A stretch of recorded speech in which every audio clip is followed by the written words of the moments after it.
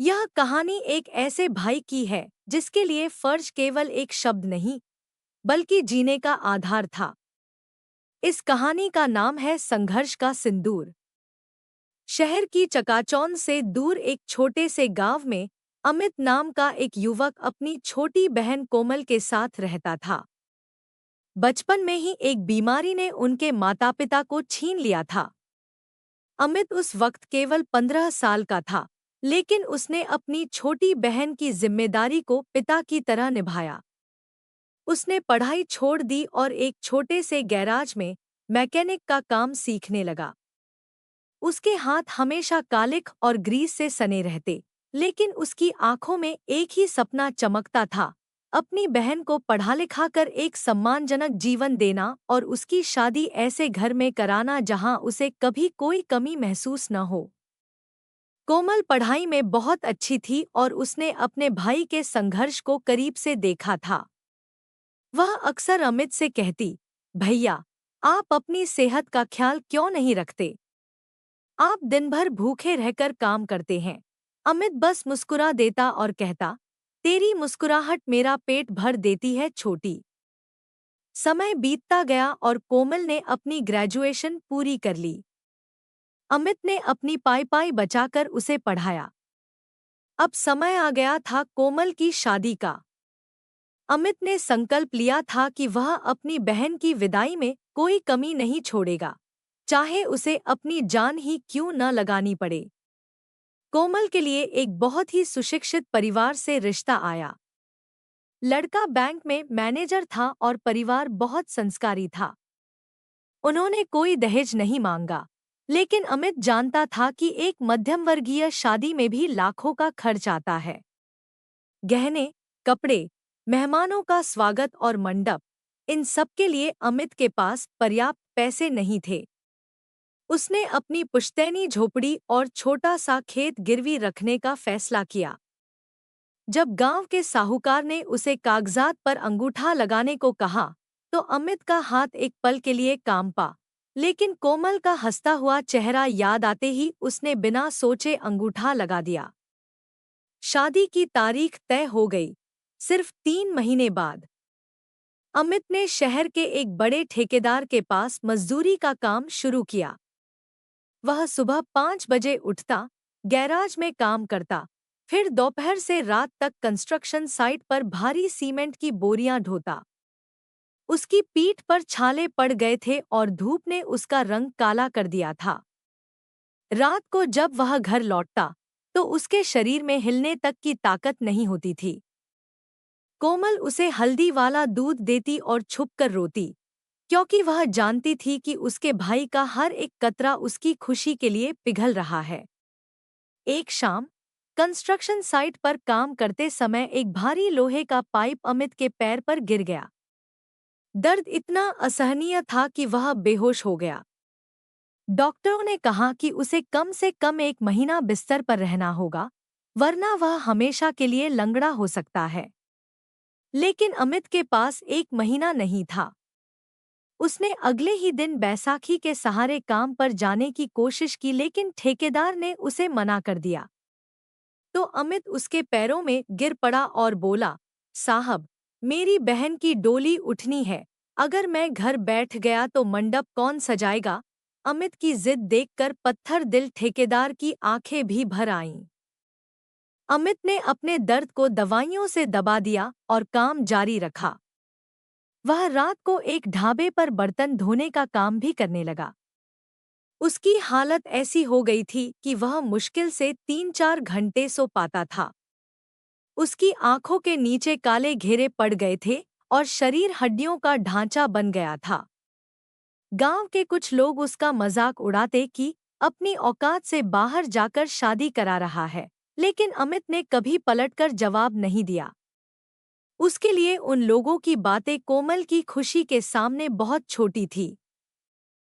फिर गहने खरीदने का दिन आया। अमित सुनार की दुकान पर पहुंचा। उसके कपड़ों पर धूल थी और जूते से अंगूठा बाहर निकल रहा था। सुनार ने उसे भिखारी समझकर बाहर निकालने की कोशिश की, लेकिन जब अमित ने अपनी फटी हुई जेब से मेहनत की कमाई के नोटों की गड्डियां निकालीं, तो पूरी दुकान सन्न रह गई। उसने कोमल के लिए सबसे सुंदर सोने का हार खरीदा।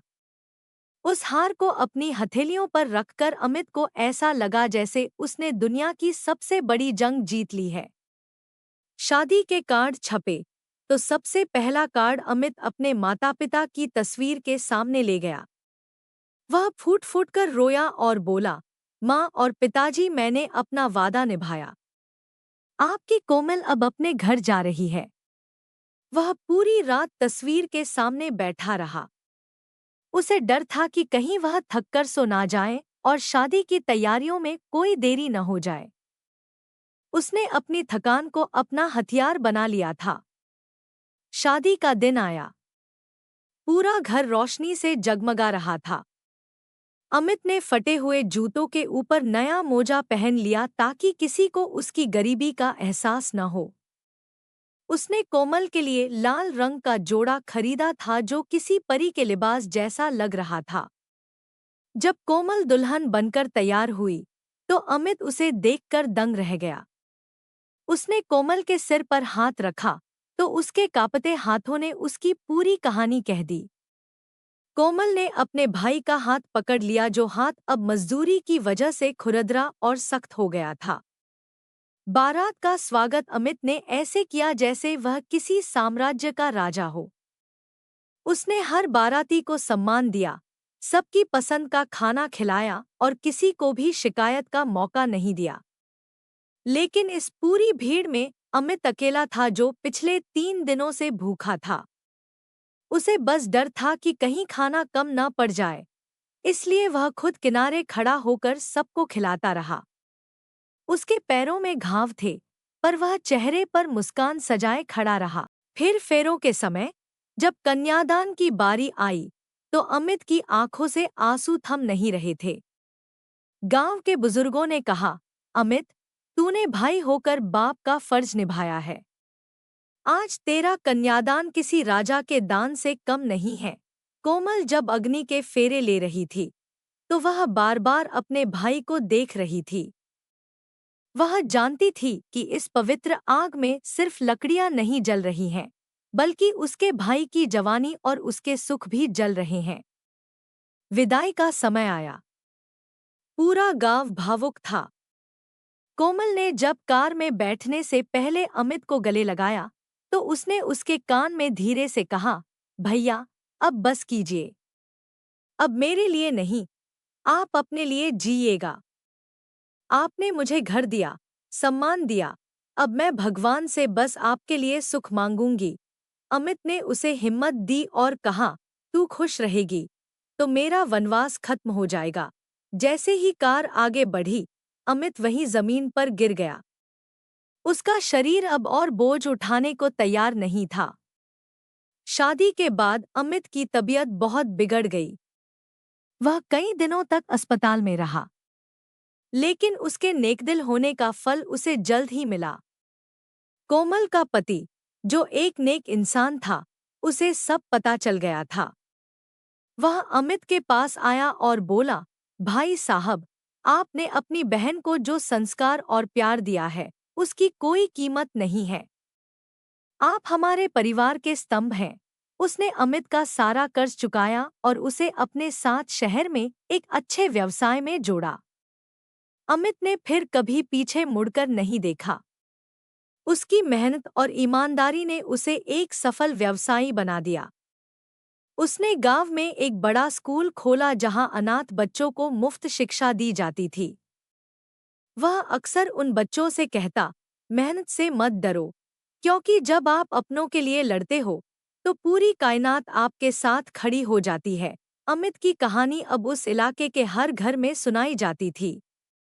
आज भी, जब कोमल अपने भाई के घर आती है, तो वह गर्व से सबको बताती है कि उसका भाई उसका हीरो है।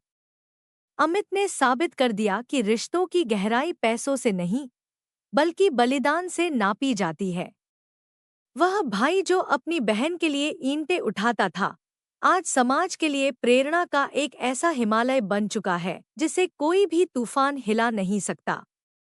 यह कहानी हमें यह सिखाती है कि सच्चा प्रेम और कड़ी मेहनत कभी खाली नहीं जाती, वह हमेशा एक सुंदर भविष्य का निर्माण करती है।